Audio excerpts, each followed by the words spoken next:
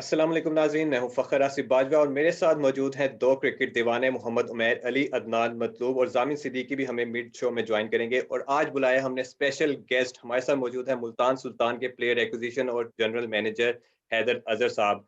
हम पूछेंगे उनसे, जनरल बातचीत होगी PSL 6 के ड्राफ्ट के हवाले से, क्या उन्होंने जो पिक्स की उनके पीछे क्या थॉट प्रोसेस था, और आपके लोगों के पूछे गए सवालात के मजे मजे के जवाबात उनसे हासिल करेंगे। अस्सलाम वालेकुम।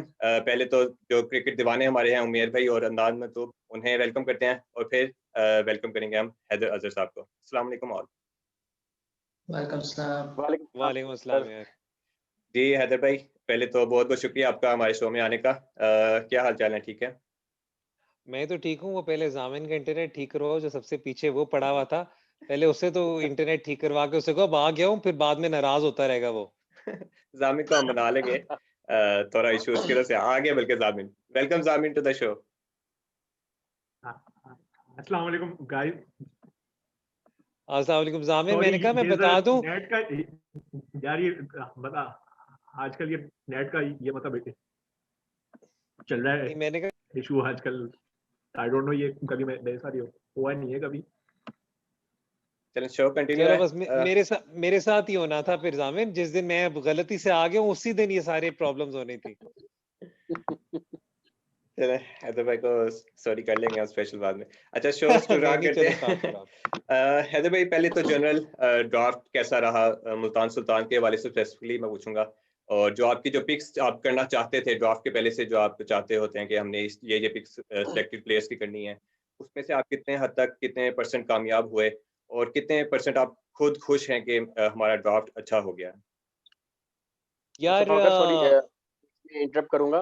हैदर भाई, थोड़ा सा मैं जानना चाह रहा था हमारे व्यूअर्स के लिए भी और बाकी मेरे को के लिए कि एक आपकी एक बड़ी डिफरेंट जर्नी है यहाँ तक पहुँचने की। फ्रॉम जब आपने लॉयर से स्टार्ट किया था, एतजाज एसोसिएट से लेके और नाउ आप एक पब्लिक फिगर बनने तक, थोड़ा सा एक हमें ब्रीफ स्टार्ट में वो दे दें, क्योंकि ये एक थोड़ा सा मोटिवेशनल होता है, कुछ हम लोगों के लिए भी, कुछ हमारे व्यूअर्स के लिए भी।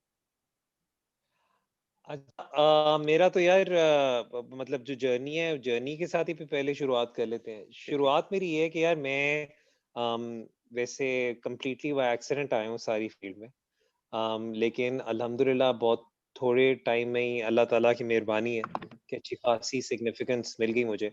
जिस तरह आपने कहा कि मैं I am a lawyer bye education and profession, और उसके साथ-साथ मैं एक प्रोफेशनल कंसल्टेंट हूँ। मैं एजुकेशन में बहुत ज़्यादा मैंने काम किया है। फिर अब मैं पब्लिक स्पीकिंग, क्योंकि पाकिस्तान डिबेटिंग टीम का कैप्टन भी रह चुका हूँ, तो मैंने उसमें भी कोचिंग शोचिंग काफ़ी ज़्यादा की थी। तो हुआ ये था कि मैंने वकालत की, वकालत के बाद मैं वापस आ गया, मैंने एतजाज़ एहसन साहब के साथ मतलब जॉइन किया। इससे बेहतर स्टार्ट मुझे अपने फील्ड में मिल नहीं सकता था।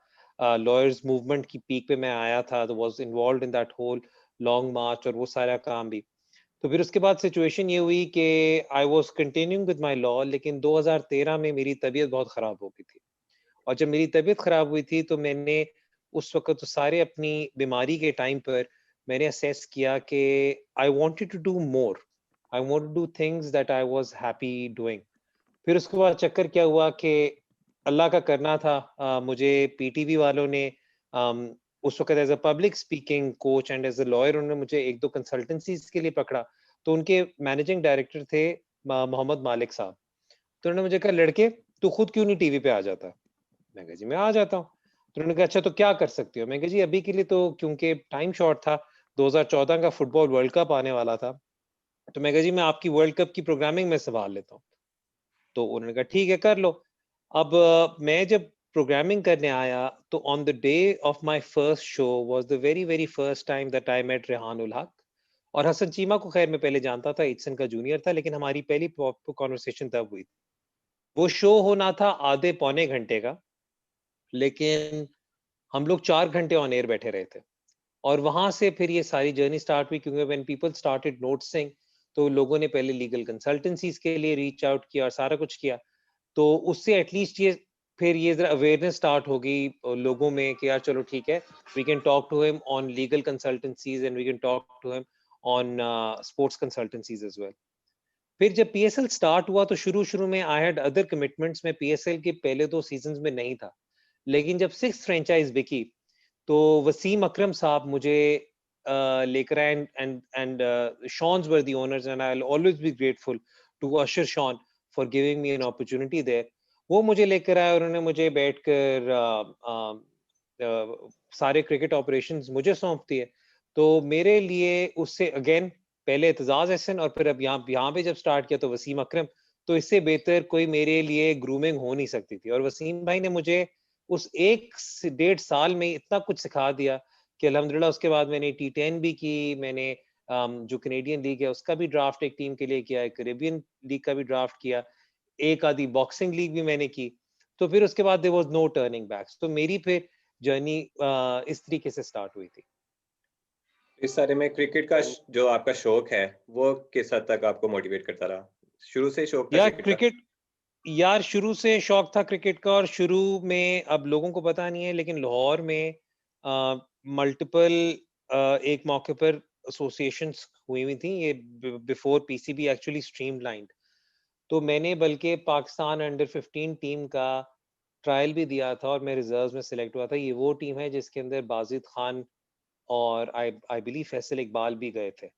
तो मैं उस सेंस में तो उस शौक था, लेकिन मेरा ज्यादा इंटरेस्ट उस वक्त मैं डिबेटिंग की तरफ ज्यादा था। वहां पर पाकिस्तान टीम की कैप्टनसी भी मिली थी, लेकिन क्रिकेट का हमेशा से उस सेंस में शौक वगैरह था। यार as an avid sports fan मेरे लिए इसलिए वो टीवी असाइनमेंट सबसे आसान थी। It was the easiest job I ever did, was because मैं ये सारा कुछ वैसे out of love, out of passion ही वैसे ही फॉलो कर रहा था। सही हो गया जी। मैं भी क्वेश्चन जी coming back to the draft system. अच्छा फखर, आपने थोड़ा सा पूछा था इनसे कि आपके मुताबिक यार भाई आपका ड्राफ्ट कैसा लगा, किस तरीके से? आप सबसे पहले अपना पॉइंट भी बताएं, फिर कुछ फैंस के और कुछ हम अपने जो कुछ क्वेश्चन आंसर आपके सामने रखेंगे। यार हमारे लिए सबसे मुश्किल स्टेप इस दफा वर द रिटेंशंस, क्योंकि जब आपकी टीम इतना अच्छा परफॉर्म कर किया होता है उसने, हमें मतलब अनफॉर्चुनेटली कोविड की वजह से हमारा मोमेंटम टूटा और वो फिर एक we pretty much just 4 away या एक 1 ball away from making it to the final. तो हमारी पहले कोशिश यही थी कि हम ज्यादा से ज्यादा अपने लोगों को इंटैक्ट रख सकें जितना रख सकें। तो हमारे लिए जो रिलीज करना था, it is always the toughest part of this job is to let go of players जिनके साथ आपकी एक अच्छी एसोसिएशन बनी होती है, एक अच्छी अंडरस्टैंडिंग बनी होती है। मुझे इस दफा ऐसे ऐसे प्लेयर्स को रिलीज करना पड़ा जो मेरे साथ PSL 3 से साथ थे। जुनैद खान हो गए, मोहम्मद इरफान हो गए। तो that was the toughest part. और हमने फिर ये भी सोचा कि ज़ीशान अशरफ और इलियास ऐसे खिलाड़ी हैं कि जिन्हें हम कोशिश कर रहे थे रखने के लिए, लेकिन 8 में जगह हमारी नहीं बन रही थी। तो हमने कहा कि चलो ठीक है, we will try to go for one of them in the draft as well. लेकिन जब ड्राफ्ट की बारी आई तो अब हम सारे इतने एक्सपीरियंस्ड हो चुके हुए हैं कि हमें काफी हद तक जो हमने टारगेट्स प्लान किए होते हैं, एटलीस्ट प्लान ए और प्लान बी तक, वो हमें हर पिक में मिल रहे होते हैं, क्योंकि इतनी क्लियर कट हमारा थॉट प्रोसेस होता है। और ये सिर्फ मैं हमारी बात नहीं कर रहा, आई एम प्रीटी सर्टेन कि आप लाहौर से बात करेंगे तो Lahore will also be very very happy. This is one draft जहां पर हर team will be very very happy कि हाँ यार, हम जो करने उतरे थे हमें वो मिल गया। हम लोगों ने जब ड्राफ्ट एंटर किया तो हम सिर्फ एक पेसर सोहेल तनवीर को लेकर चल रहे थे। हमें पता था कि हमने 2 इमर्जिंग में फास्ट बॉलर्स उठाने हैं, तो we need to have at least 1 और 2 एक्सपीरियंस्ड फास्ट बॉलर्स। हमें वो सोहेल खान और इमरान खान सीनियर की शेप में वो मिल गए। मैं सुहेबुल्लाह का काफी अच्छा फैन हूँ का कुछ अरसे से। अब उनकी परफॉर्मेंसेस ऐसी थी कि जिन पर जस्टिफाई होता था उन्हें पिक करना। तो I was very happy with Suhebullah. Sohaib Maqsood में हम मेरे साथ PSL 3 में भी थे, और जिस किस्म की उनकी फॉर्म लगी है plus local Multan boy, we were definitely targeting him as well. आपको पाकिस्तान का best wicket keeper in Mohammad Rizwan मिल गया, तो we were happy there. So हमारे सारे बॉक्सेस चेक होते गए हैं, बल्कि हमें तो Carlos Brathwaite as a bonus मिले हैं इन आवर लास्ट पिक। आपके लिहाज से आप क्या देखते हैं अदर भाई कि आपकी टीम की जो स्ट्रेंथ है वो क्या है, कि आप समझते हो कि ये हमारी स्ट्रेंथ है और इस पे हम मार नहीं खाएंगे? इस PSL में एक बंदे को अंदर से होता है कि ये हमारी स्ट्रेंथ है, इसमें हम मार नहीं खाएंगे। तो इसमें थोड़ा सा आप बता दें कि आप अपने लिहाज से क्या चीजें समझते हैं कि ये हमारी ज्यादा स्ट्रेंथ है? यार हमारा जनरल मैनेजर दुनिया का बेस्ट जनरल मैनेजर है, तो वो तो सबसे पहली तगड़ी तगड़ी स्ट्रेंथ हुआ है नहीं। लेकिन अगर आप क्रिकेटिंग सेंस करें तो देखिए, हमने पिछले साल जो मुल्तान सुल्तान के सारे मैचेस है, जो हम 1-2 मैचेस हारे भी हैं, अगर आप उनमें भी देखें तो हम मिडिल ओवर्स हमने विन किया विद द बॉल, और मिडिल ओवर विन करने के लिए के चक्कर में हमारी खासियत थी इमरान ताहिर और Shahid Khan Afridi. We were able to keep them intact. Plus हम Usman Qadir, who's definitely one for the future, उन्हें भी हम रख सकें साथ. तो हमारा उस सेंस में I don't think anyone can come close to our leg spinning department. Suhail Tanveer before the playoffs was easily the most economical and the best fast bowler in the tournament. उनकी support के साथ हमें ये है कि हमारी death bowling भी काफी हद तक हमने कवर की है. पावर प्ले में तो Sohail Tanvir is a completely different bowler altogether, वहां पे भी अच्छे हैं. लेकिन स्पिन डिपार्टमेंट एक ऐसा है जहां पर हम बहुत मुतमईन है.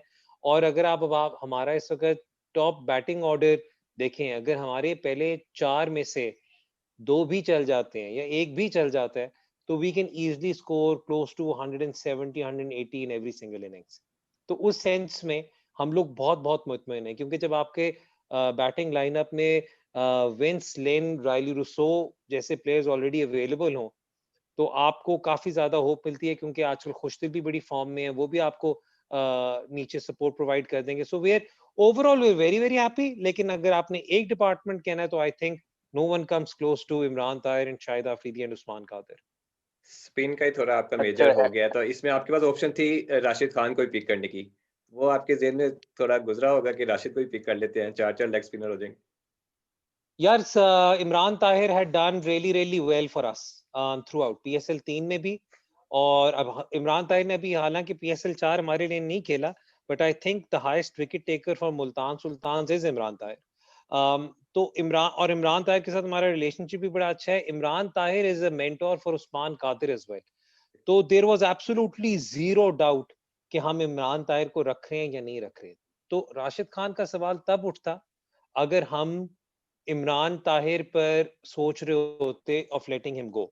With Imran Tahir there, no, there was no chance that we were going for Rashid. हाँ, ये कर सकते थे कि फिर क्या अगर राशिद उठाते तो अटैक सुहेल तनवीर और राशिद कराते, मिडिल ओवर उस्मान कादिर और लाला कराते, और डेथ पे फिर हम इमरान ताहिर और सुहेल तनवीर को ले आते.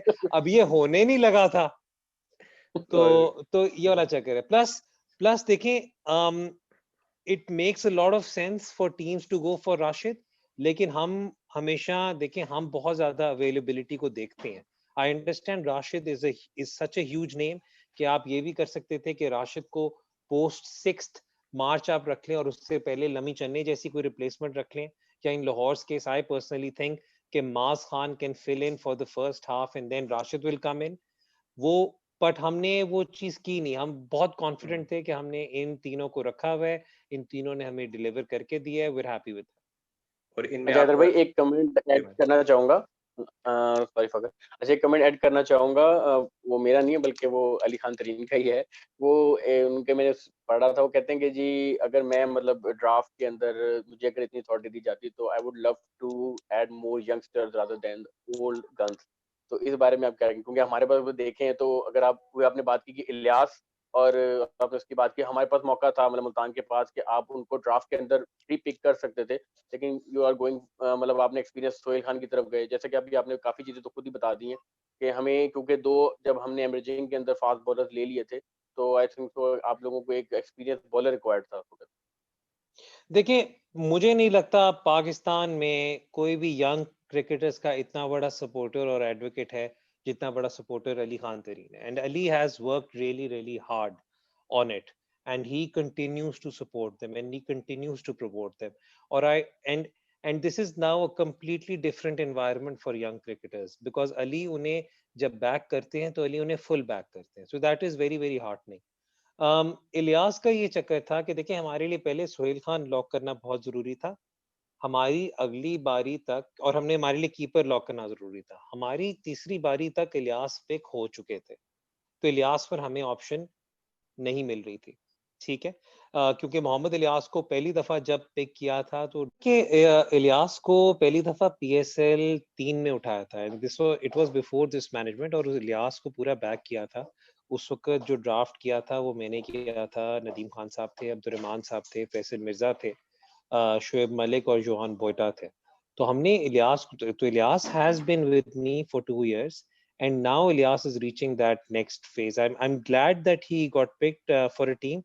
It is unfortunate कि हम लोग फिर उसे नहीं उठा सके थे, लेकिन आप ये देखें ना कि अभी भी आप जो कह रहे हैं कि यंग प्लेयर्स, तो यार शाहनवाज धानी इज 22, आपका सुहेबुल्ला इज 24, जो हमने मोहम्मद उमर को उठाया है, who is also brilliant bowler from Sindh, वो आई बिलीव शायद 19 साल का है। आपका खुशदिल शाह 25-26 का है, उस्मान कादिर 27-28 का है। सो आई मीन आई अंडरस्टैंड कि क्योंकि हमने जब शाहिद आफरीदी और इमरान ताहिर रखे होते हैं तो सारे ऑटोमेटिकली सोचते हैं कि शायद वो हैं, बट अगर आप हिस्टोरिकली देखो तो जो जो भी बड़ी लीग्स हैं उनमें जो विनिंग टीम्स होती हैं, it is always a good mixture of youth and experience. और जो हिस्टोरिकली आप मतलब चेन्नई की जो सक्सेसफुल टीम्स थी उनकी भी एवरेज एज अच्छी खासी ज्यादा होती है, एंड जो आप इस्लामाबाद यूनाइटेड जो पहला सीजन जीत रहा था उनकी भी आप देख लो, एवरेज एज देख लो। मीन आई अंडरस्टैंड कि लोगों के दिमाग में क्या अप्रहेंशन है, बट हम लोग we very very happy and satisfied with our picks. जी हैदर भाई, मेरा एक यहाँ ये क्वेश्चन था, आप लोगों ने कार्लोस ब्रैथवेट को आप लोगों ने पिक किया, तो ये मैं आपसे ये जानना चाहूंगा कि उसके भी अलावा अगर हम लोग ड्राफ्ट के अंदर हम चेक करें तो वहां पर लेम प्लंकेट का भी मतलब ऑप्शन था, जेम्स फॉकनर का भी था, तो ये इन प्लेयर्स के ऊपर आप लोग क्यों नहीं गए? It was due to the availability issues, और या मतलब एनओसीज अगर कुछ चक्कर था? यार देखो इसके अंदर तो जिन नाम आपने लिए ना उनमें तो ज्यादा अवेलेबिलिटी का इशू नहीं था। फॉकनर और उन दोनों पे मतलब लियम प्लंकेट अब अगर अब वो इंडिया की जो इंग्लैंड ने एक बारात लेकर जानी है उधर सीरीज के लिए, अगर उसमें फिर वो साथ हुए तो उसका मैं कुछ नहीं कह सकता, लेकिन आई डोंट थिंक उनका अवेलेबिलिटी का था। Again Carlos Brathwaite offers you something more with the ball and with the bat as well, explosiveness है, और ये एक चीज ऐसी है कि हम इस चीज को अपनी फ्लेक्सिबिलिटी के तहत देख रहे थे। एक तो ब्रैथवेट बिल्कुल ही लास्ट पिक है ड्राफ्ट की, so we were very very clear कि हम लोगों ने देख लिया कि क्या अवेलेबल हो रहा है क्या नहीं हो रहा, बल्कि बाकी सारी दुनिया ने जब सप्लीमेंट्री के सेकंड लास्ट राउंड में अपने फॉरेनर्स पिक किए थे तो हमें पता था कि भाई now we are the only team जिन्होंने फॉरेनर पिक करना है, तो हम लास्ट पिक पे फॉरेनर पिक कर सकते हैं। Let's try and plug in another fast bowling hole. Carlos Brathwaite के साथ मुझे पहले T10 में भी काम करने का एक्सपीरियंस हुआ है। Carlos Brathwaite is a leader in the dressing room and I think his bowling is a lot more underrated than what people think. Carlos Brathwaite के डेथ नंबर्स भी अच्छे हैं, तो हमें उस सेंस में एक फ्लेक्सिबिलिटी मिल रही थी in the shape of Carlos Brathwaite as a foreign all-rounder. Liam Plunkett and Faulkner are brilliant players, but yeah, they weren't in our plans. Haider भाई, आपसे मैं बड़ा पूछना चाह रहा था कि थोड़ा सा हमारी नॉलेज के लिए भी आप बताएं, व्यूअरशिप के लिए भी, कि बेसिकली आप लोग डाटा एनालिसिस जो इकट्ठा करते हैं उसका क्या प्रोसेस, एक कुछ केपीआईज वगैरह भी होती हैं आप लोगों की, कि बेसिकली किस तरीके से वर्क करता है डाटा एनालिसिस टोटल, कि पूरा साल आपको इस पर पूरा मेहनत करनी पड़ती है, या कोई प्रॉपर जो सारे ऑल अराउंड द लीग्स होती है, इवन डोमेस्टिक सर्किट है या इंटरनेशनल सर्किट है उसके साथ साथ, और आप लोग जो प्लेयर्स पिक करते हैं करंट परफॉर्मेंस से पिक करते हैं या फिर डोमेस्टिक की, या फिर जो पिछले पीएसएल को भी मद्देनजर रखते हुए, तो ये इसका थोड़ा सा हमें ओवरव्यू दीजिए। अच्छा, सो बेसिकली जो डेटा का प्रोसेस है ना यार, इसके अंदर आपको इन्हें पहले तो आपको डिवाइड करना पड़ेगा in terms of local players and foreign players, ठीक है। फॉरेन प्लेयर्स के अंदर हम लोग जब डेटा देख रहे होते हैं तो हम काफी ज्यादा कैविएट्स के साथ चेक करते हैं, ठीक है।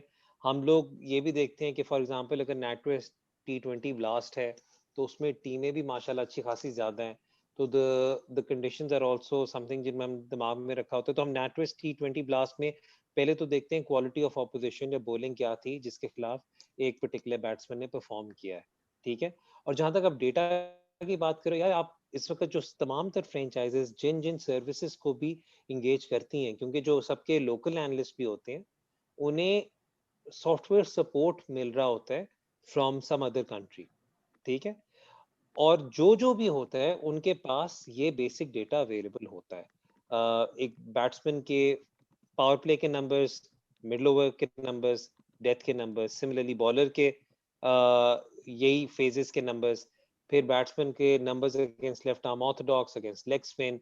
लास्ट 2 इयर्स में फिर हम फिल्टर ऑन लगा के और देख लेते हैं कंडीशंस, सिमिलर कंडीशंस, हम फिर फिल्टर के थ्रू ये भी देख लेते हैं कौन किधर आ रहा है। हमारे नज़दीक इस वक्त ज़्यादा फॉरेन प्लेयर्स के डेटा के लिए हमें ज़्यादा मसला इसलिए नहीं हुआ क्योंकि हम ड्राफ्ट में मेन ड्राफ्ट में जा ही सिर्फ 2 फॉरेन प्लेयर्स के लिए रहे थे। हम विंस को भी रिटेन कर रहे थे, इमरान ताहिर को भी रिटेन कर रहे थे, और हम रायली रूसो को भी रिटेन कर रहे थे, ठीक है।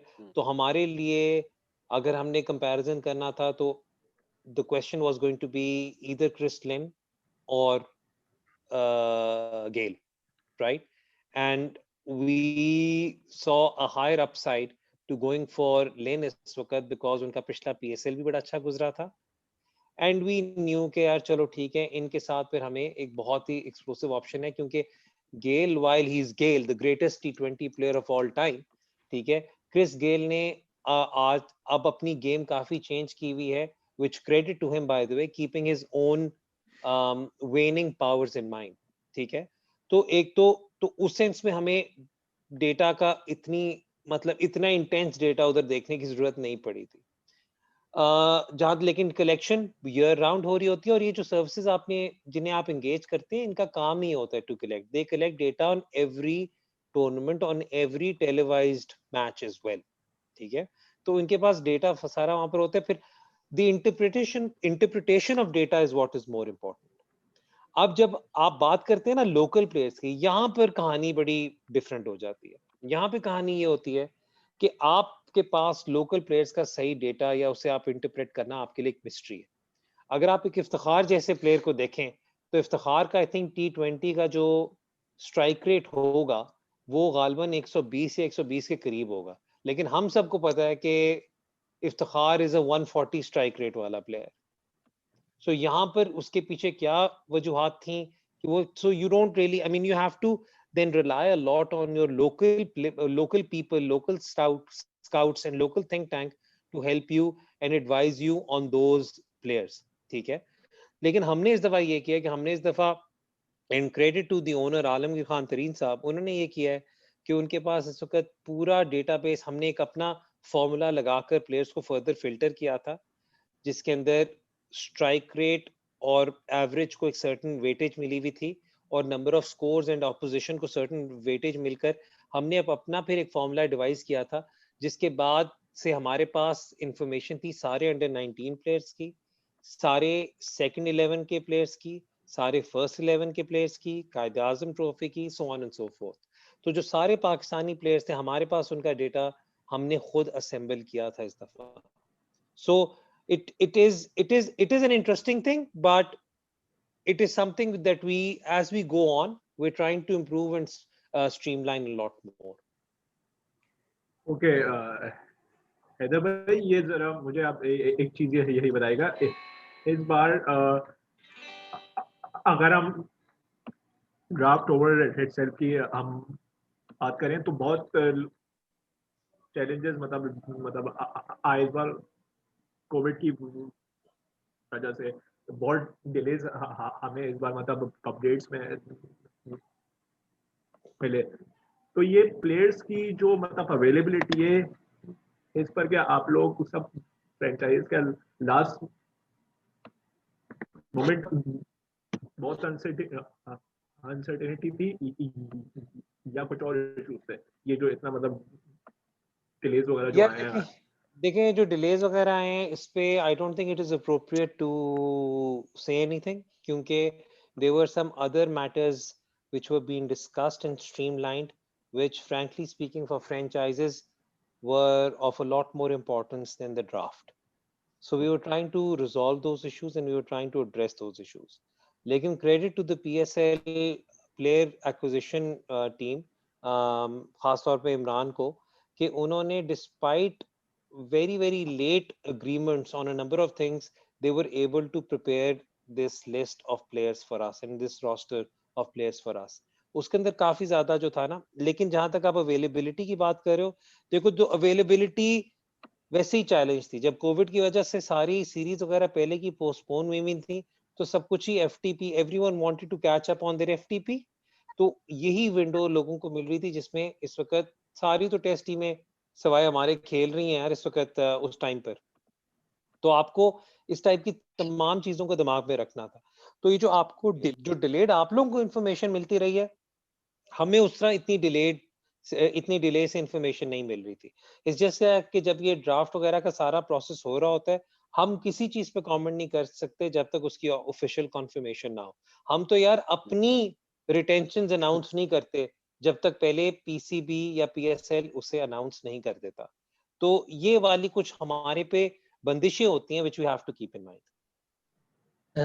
एक और क्वेश्चन है हैदर भाई के इमर्जिंग प्लेयर्स के हवाले से थोड़ा सा बता दें। एक तो आप बाकी प्लेयर्स को भी टारगेट करते हैं, लेकिन इमर्जिंग प्लेयर्स पे आप बताएं कि दो वो खिलाड़ी होते हैं, इंपॉर्टेंट होते हैं, उनमें से एक को आपने लाजमी खिलाना होता है, बाकी किसी की अगर फॉर्म नहीं होती ठीक तो वो भी चले सही है। लेकिन इन दोनों में से अगर किसी की फॉर्म नहीं है, दोनों में से एक को लाजमी खिलाना होता है, तो उस पर किस तरह आप देख के उसका कॉम्बो बनाते हैं कि ये बंदा हमें चाहिए और इसे हमने खिलाना है।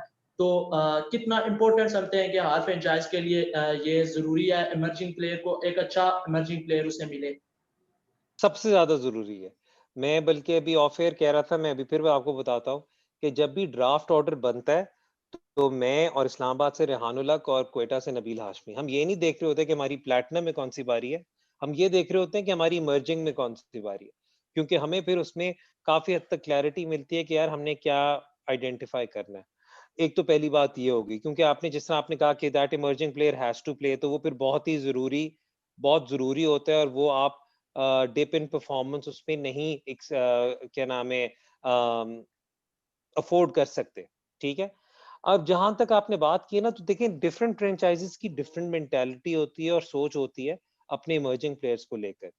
जब मुल्तान सुल्तान्स ने पीएसएल 3 में ड्राफ्ट किया था, और मेरा भी पीएसएल का पहला ड्राफ्ट था, तो उसके अंदर हमें हमारे कैप्टन की तरफ से क्लियर था कि भाई देखिए, मैंने एक इमर्जिंग बैट्समैन मुझे दें, और मुझे इस किस्म का दें कि वो फ्लेक्सिबल हो, या वो ऊपर खेल जाए या वो नीचे खेल जाए, जहां पे भी खेल जाए, बट मुझे फ्लेक्सिबिलिटी दे। तो उधर हमारा टारगेट ही सिर्फ और सिर्फ इमर्जिंग बैट्समैन का था, क्योंकि उसमें अगर आप एक इमर्जिंग बॉलर और एक इमर्जिंग बैट्समैन करते हो, तो अगर एक बॉलर को आपने चेंज करना है इमर्जिंग वाले को, और बैट्समैन को खिलाना है, तो आपको टीम में और चेंजेस भी करने पड़ते हैं।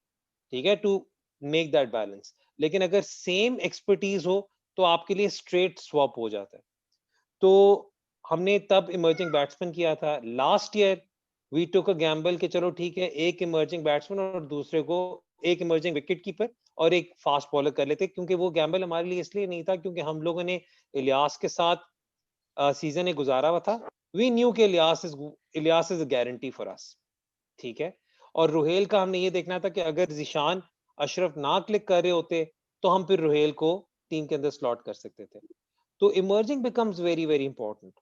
पिशावर ज़ल्मी की अप्रोच पिछले कुछ सालों से जो है, वो मुझे बहुत अपील करती है, और वो ये है कि वो 3 इमर्जिंग के लिए चले जाते हैं, और वो देख लेते हैं कि उन्हें वो उसमें कोई ऑप्शन मिल रही हो। हमने भी इस दफा सोचा जरूर था 3 इमर्जिंग के लिए, बट देन हमारे दोनों इमर्जिंग की क्वालिटी माशाल्लाह इतनी अच्छी है कि we didn't need to go for another emerging as far as supplementary round is concern. तो इमर्जिंग आप बिल्कुल सही कह रहे हैं, इमर्जिंग जो है होता है वो हमारे लिए बहुत बहुत इंपॉर्टेंट होता है। लेकिन अगर आप गौर करें इमर्जिंग बॉलर्स, आप जब याद करेंगे ओवर द लास्ट 5 इयर्स, तो आपको काफी नाम याद आएंगे। लेकिन इमर्जिंग बैट्समैन जो आगे चल के सक्सेसफुल भी हुए, या जिन्होंने अपने लिए शुरू से सीजन से रिलेटिवली अच्छा परफॉर्म किया, वो आपके पास गिन चुनकर आई थिंक 3 नाम आएंगे। एक हुसैन तलत, जिन्होंने अपने इमर्जिंग में खैर एज अ बैट्समैन ऑलराउंडर खेले, एक हैदर अली जो इस साल काफी अच्छा परफॉर्म किया, और एक आजम खान जो अपने तीसरा साल था उनका एज इमर्जिंग, जिसमें जब जाकर उन्होंने ट्रूली दिखाया what he is capable of.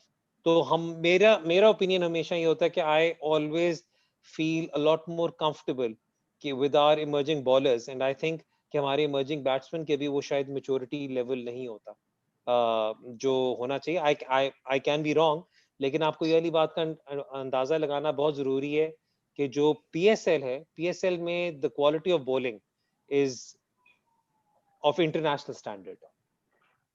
तो इसलिए उस इमर्जिंग बैट्समैन पे भी बहुत ज्यादा अननेसेसरी प्रेशर होता है।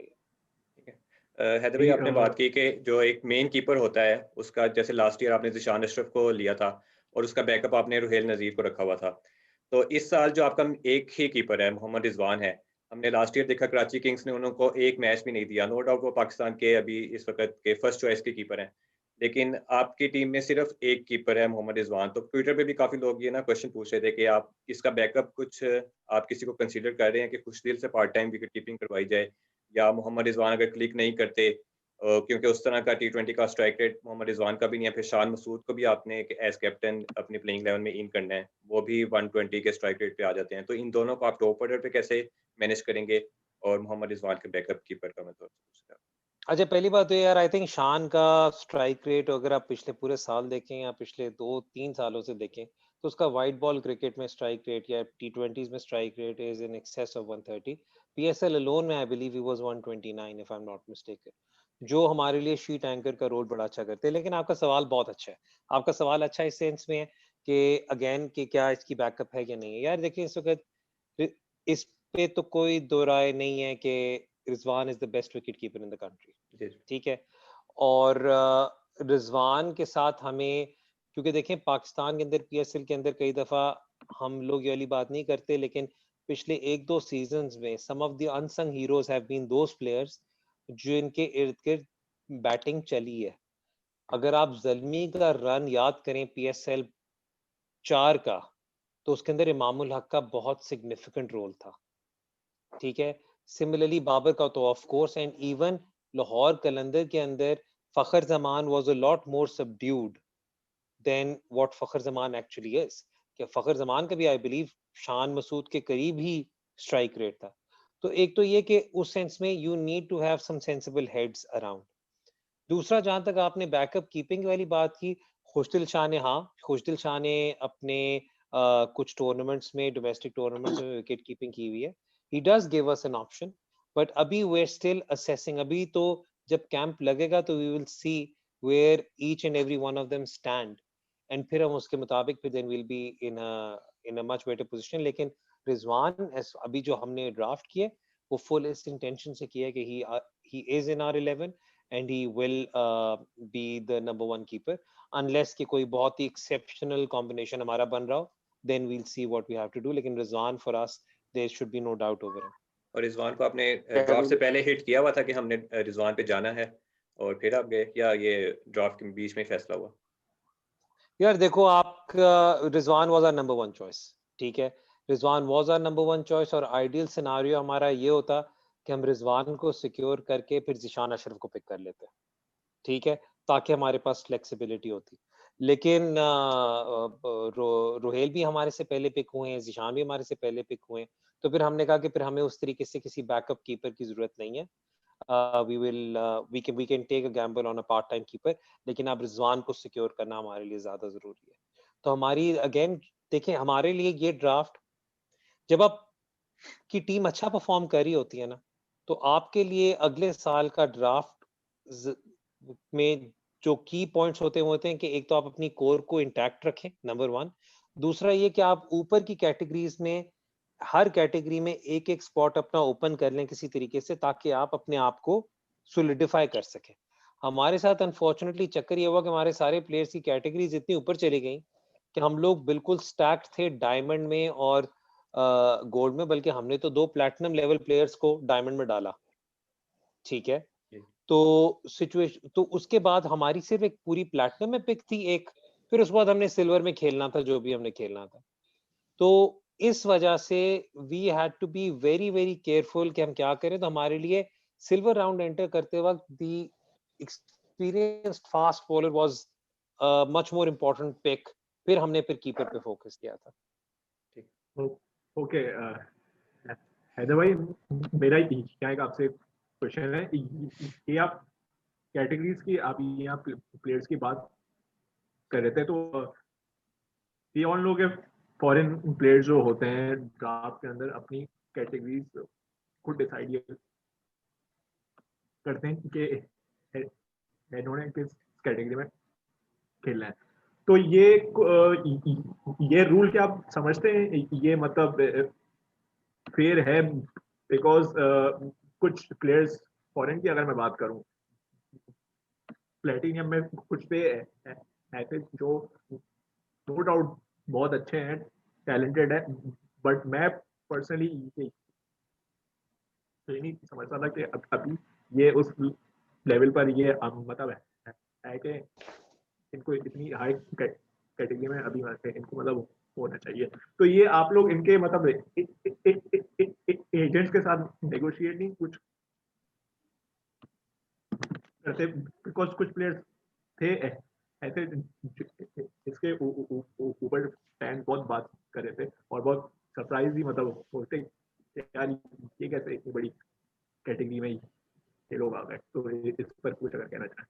अच्छा यार, उसके अंदर जामिन जो चक्कर है वो ये है कि पहली बात तो ये होती है कि हर प्लेयर का राइट है कि वो अपने आप को वैल्यू करे, कि वो उसकी क्या वैल्यू है, ठीक है। तो हम उस पे कमेंट नहीं करते, वो ठीक है। अगर तो वो उस वैल्यू का प्लेयर होगा तो उठ जाएगा, नहीं होगा तो नहीं उठेगा। It is as simple as that. अगर हम लोग उसे वैल्यू करेंगे उधर तो हम उसे उठा लेंगे। तो ये हम इस पे कोई ना कोई मतलब ये कि बल्कि जब आप एजेंट को जाकर उससे नेगोशिएट करना शुरू करें कि भाई इसकी कैटेगरी यहाँ का रखना वहां ना रखना, तो then that as you can sense can be wrong, and that would mean that you are then playing with the categories, ठीक है। लेकिन उसमें चक्कर ये होता है कि कुछ आपके साथ प्लेयर्स की बड़ी अच्छी रिलेशनशिप होती है प्लेयर्स की और एजेंट्स के साथ। वो देखते हैं, वो कहते हैं कि जी हमने इसी टीम के साथ खेलना है, हम कैटेगरी अगर ऊपर करेंगे तो हम हमारे यहाँ पर इनका रिटेंशन के चांसेस कम है, चलो हम अभी रिटेन होके चले जाते हैं। हम $20,000 या $10,000 के रिस्क के पीछे अपनी जो एक श्योर शॉट टीम है क्यों गवाएं। तो कुछ प्लेयर्स ना करते हैं, लेकिन no, I don't think it is right. The players have their prerogative, क्योंकि आप अभी भूल रहे हैं भी काफी प्लेयर्स ऐसे होते हैं जिन्होंने अपनी कैटेगरी जो मर्जी लिखाई हो वहां पर इमरान बैठकर उनकी कैटेगरी वहां पर नहीं आने देते, बल्कि कभी कोई प्लेयर होता है जो जानबूझ के अपने आप को नीचे रजिस्टर करता है, तो इमरान उन्हें करेक्ट करते हैं। So he works as a regulator, so he ensures that they then register in a category which is high। तो ये वाला सारा जो चक्कर है ना उसके अंदर, but I don't think there is anything wrong there. दुनिया भर में जो प्लेयर होता है उसका राइट है कि अपनी मिनिमम बेस प्राइस वो सेट करे या अपनी बेस सैलरी वो सेट करे, and it is up to the people who are picking them. जो अगर तो वो समझते हैं कि वो वर्थ हैं तो वो उठा लेंगे, नहीं वर्थ है तो नहीं उठाएंगे। आप ऐसा भी देखते हैं ना, अब आप ये देखें कि हमने कितने इंस्टेंसेस देखे, मैं नाम नहीं लूंगा, कितने इंस्टेंसेस देखे कि प्लेयर्स प्लैटिनम में होते थे गोल्ड में उठते थे, या डायमंड में होते थे सिल्वर में उठते थे, ठीक है। तो it all depends on basically आपको जो टीम उठा रही है वो आपको किधर वैल्यू कर रही है। ओके अच्छा हैदर भाई, एक चीज ये मैं पूछना था इस दफा, बल्कि पीएसएल में एक बड़ी यूनिक चीज देखने में आई, जो कि नॉर्मली अगर हम देखें तो पहले पीएसएल में नहीं नजर आई, कि देयर आर 3 टीम जिन्होंने अपने कैप्टन्स को रेलीगेट किया अपनी ओरिजिनल कैटेगरी से। मैं मुल्तान सुल्तान, लाहौर एंड इवन कराची। तो इसमें एक तरह से कहना चाहिए कि वो ऑब्वियसली आपने बताया कि बड़ा टाइट इस वक्त गेम थी रिटेंशन के हवाले से। मेरे ख्याल में ओवरऑल तकरीबन सारी टीम्स इसलिए भी बैलेंस है क्योंकि पिछले साल काफी अच्छा खेली है सारी, और सबके लिए the retention part is the most difficult one. तो उसमें जानना चाहता हूँ कि अगर मतलब ये जो आपने रेलीगेट किया था अपने कैप्टन को, या तो ये रिस्क था प्योरली, या बैकएंड पे कोई आप लोगों की सेटलमेंट होती है, या फिर ये कोई मतलब अगर फर्ज करें जैसे शान मसूद को रेलीगेशन में कोई और पिक कर जाता, तो whom you think that the best suited behind the शान? क्योंकि शान को जब आप लोगों ने कैप्टन सेलेक्ट किया था तो obviously you are sure and 100% sure के दिस इज द गाय जो कि हमारे ए प्लान को अच्छी तरह एग्जीक्यूट करेगा with average of 35 in domestic T20 and with a strike rate of 130, and if he would go for plan B, then there is a sensible reasoning behind that. So what is the best choice behind Stan? अच्छा, ये जो relegation request वाला सारा process होता है ना, ये बड़ा इंटरेस्टिंग होता है। इसका मैं पहले प्रोसेस एक्सप्लेन कर देता हूँ आपके जो आपके व्यूअर्स हैं, अगर उन्हें नहीं पता तो प्रोसेस में एक्सप्लेन कर देता हूँ ताकि आपको पता हो। अब मेरे पास, अब शान की एग्जांपल ले लेते हैं। अगर शान मसूद मेरे पास डायमंड कैटेगरी में है तो उसका प्रोसेस ये है कि मैं पीसीबी को मैंने कहा कि जी मैं इसे रिटेन करना चाह रहा हूँ गोल्ड में, तो पीसीबी पांचों फ्रेंचाइजी से पूछेगी, बाकी 5 फ्रेंचाइजी से पूछेगी कि क्या आप में कोई भी एक ऐसा है जो इसे डायमंड में वैल्यू करता है और उठाएगा, तो बता दें। ठीक है, अगर वो इंटरेस्ट, फॉर एग्जांपल अगर मैंने शान मसूद की रेलीगेशन फाइल की और इंटरेस्ट आ जाता है इस्लामाबाद यूनाइटेड से, तो मेरे पास फिर वो आएंगे, कहेंगे कि जी अगर अब आपने रखना है तो आप इसे या डायमंड में रखेंगे या आप इसे अभी रिलीज करेंगे और इस्लामाबाद यूनाइटेड के डायमंड में जाएगा। तो अगर आप किसी प्लेयर पे आवाज लगा रहे हैं तो आप छेड़छाड़ी अगर कर रहे हैं तो आप ये भी तैयार रहें कि अगर कोई बंदा आगे से तैयार है देने के लिए, तो then you have to keep that player in that category as well. तो it is not that straightforward, समझ आई उसमें। तो हमारे साथ ये चक्कर था कि अगर मैं इस वक्त आपको अपनी डायमंड कैटेगरी बताता इस ड्राफ्ट से पहले, तो आपको अंदाजा हो जाता कि यार मैं किस तरह फंस रहा था। मेरी डायमंड कैटेगरी में एक थे खुशदिल शाह, एक मोहम्मद इरफान, एक शान मसूद, एक जुनैद खान। तो मैं बुरी तरह फंसा हुआ था इन डायमंड।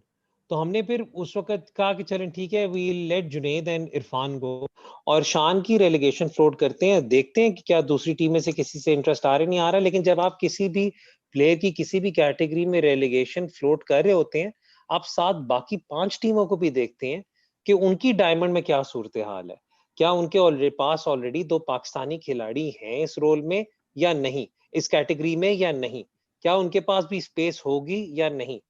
या अगर मैं कह दूं कि जी ठीक है, अगर आपने प्लेयर अगर आपने उठाना है तो आप बेशक उठा लें, तो क्या वो अफोर्ड कर सकते हैं या नहीं। तो it's not that straight forward.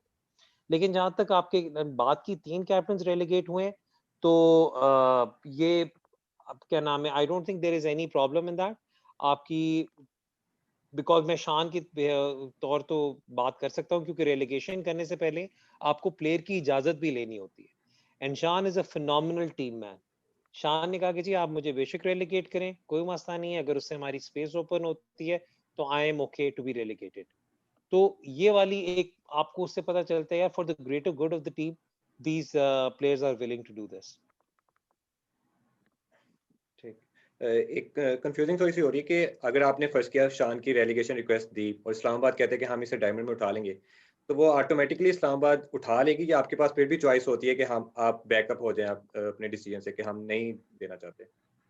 ऐसे तो नहीं, फिर आप फिर मेरे पास आएगा कि क्या मैं अब इसे डायमंड में मैच करूंगा या नहीं करूंगा। अगर ऐसे तो तो मैं उसे डायमंड में मैच करने को तैयार हूं, अच्छा, तो मेरे पास अब वो डायमंड में ही रहेगा। लेकिन अगर मैं कहूं कि मैं नहीं मैच कर सकता, तो फिर इस्लामाबाद को उठाना पड़ेगा सिंध डायमंड वो बिफोर तो ड्राफ्ट। पहले भी शान डायमंड में ही था। ऐसे तो फिर हम हर प्लेयर का भी कर सकते हैं कि हम किसी हर प्लेयर पे चांस लेते रहें, क्योंकि हमारे पास फाइनल डिसीजन तो हमारे पास ही है ना, कि फाइनल हम नहीं बताना कि हम देंगे कि नहीं देंगे। ऐसे तो फिर हम हर आप प्लेयर पे भी गैम्बल कर सकते इस दफा रेलीगेशन लिस्ट में बहुत नाम थे। ये हैं। ठीक, स्ट्रैटेजी हो जाती है, ये स्ट्रैटेजी हो जाती है, आप बिल्कुल सही कह रहे हो, ये स्ट्रैटेजी हो जाती सही हो गया, है। कुछ टीमों ने अपने 4-4 प्लेयर्स की रेलीगेशन फाइल की थी। सही है। अच्छा, एक क्वेश्चन मैं पूछना चाह रहा था कि डाटा पे काफ़ी ज़्यादा मुल्तान सुल्तान जाती है। तो लास्ट ईयर हमने देखा कि ज़िशान अशरफ इनके लिए इसी डाटा पर इतने इंपॉर्टेंट थे कि उन्होंने वाइल्ड कार्ड से उनको डायमंड में उठा लिया। और इस साल उनके डाटा में इतने इंपॉर्टेंस वो क्यों नहीं रहे थे कि उनको इन्होंने रिटेन भी नहीं किया? ठीक है, वो रिटेंशन आपकी काफ़ी ज़्यादा मुश्किल थी, काफ़ी ज़्यादा आप फँसे हुए थे। लेकिन फिर भी जब एक प्लेयर पिछले ड्राफ्ट में वाइल्ड कार्ड से पिक हो रहा है और अगले ड्राफ्ट में वो रिटेन भी नहीं हो रहा, तो इसके वाले से मैं पूछना चाह रहा था कि इसके पीछे क्या थॉट प्रोसेस था? अच्छा, ये देखो, इसका जिस तरह मैंने कहा, लोकल प्लेयर्स की आपके पास फुल डेटा अवेलेबल नहीं होता। अगर आप ज़िशान अशरफ का बिफोर पीएसएल 5 देखते तो डेटा इतना सिग्निफिकेंट नहीं था।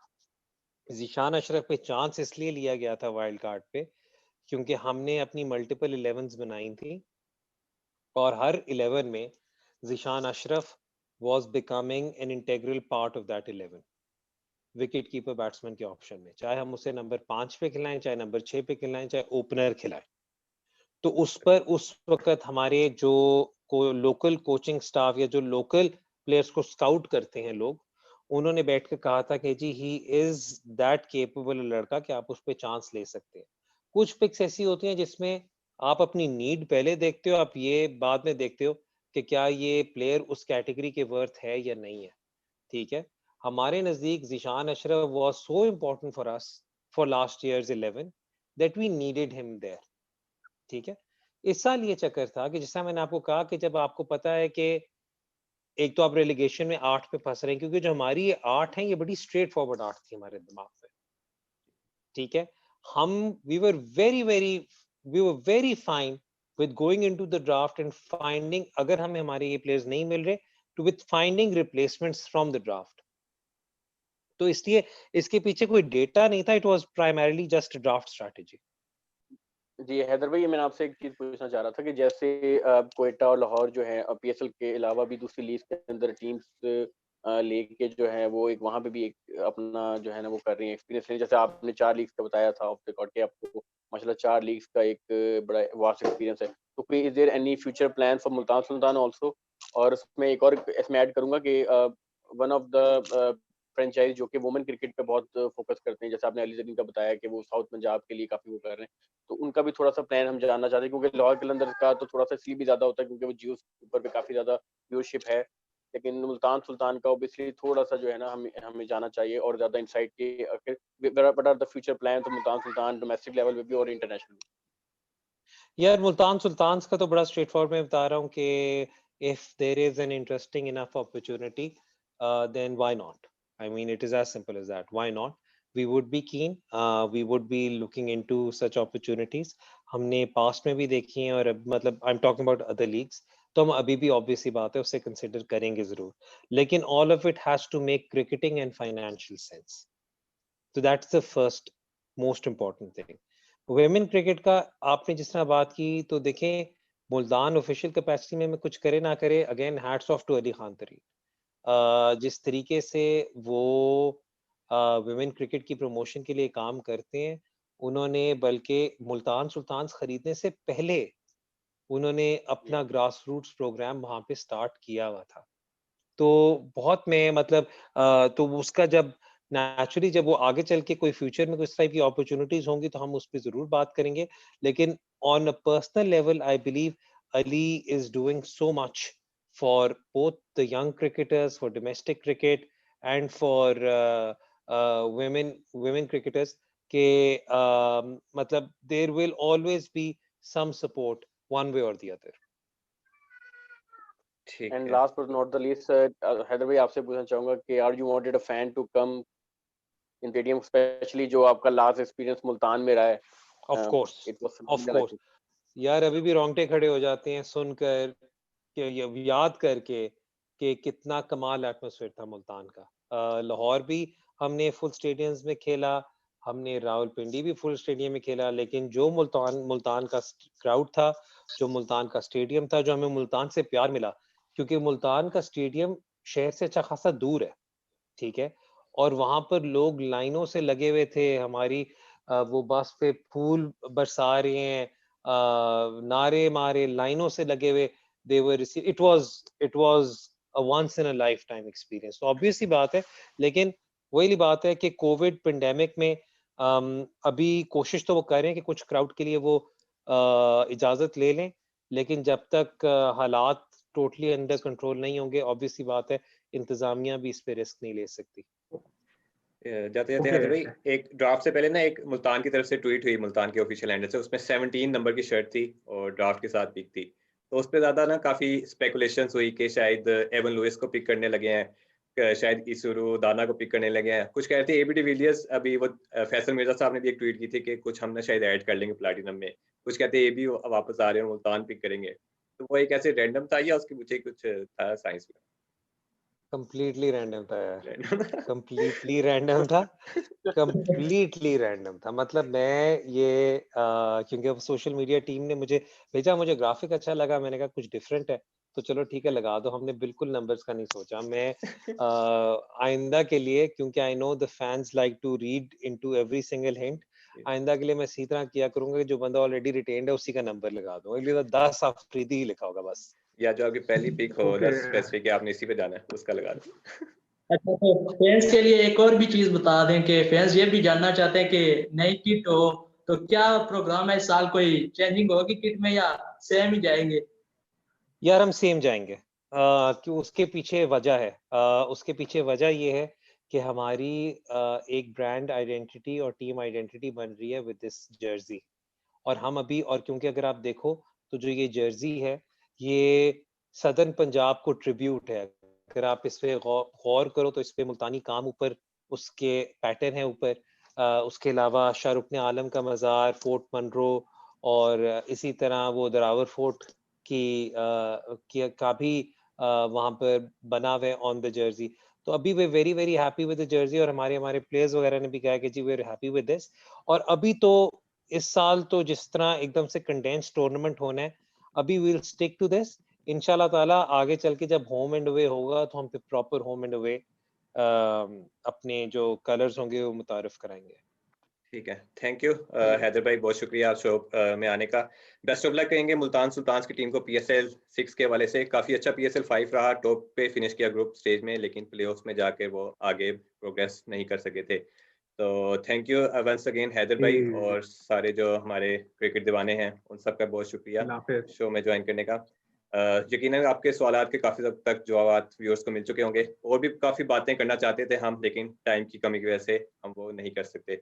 तो थैंक यू हैदर भाई, आपके आने का बहुत बहुत शुक्रिया। थैंक यू सो मच यार, it was a pleasure being here. अब जामिन तंग ना करना अगला पूरा साल। ठीक है जरूर। थैंक यू ऑल, हमारे साथ जुड़े रहिए और चैनल को विजिट करते रहिए। Okay, thank you. क्योंकि क्रिकेट है जिंदगी। क्योंकि क्रिकेट है जिंदगी।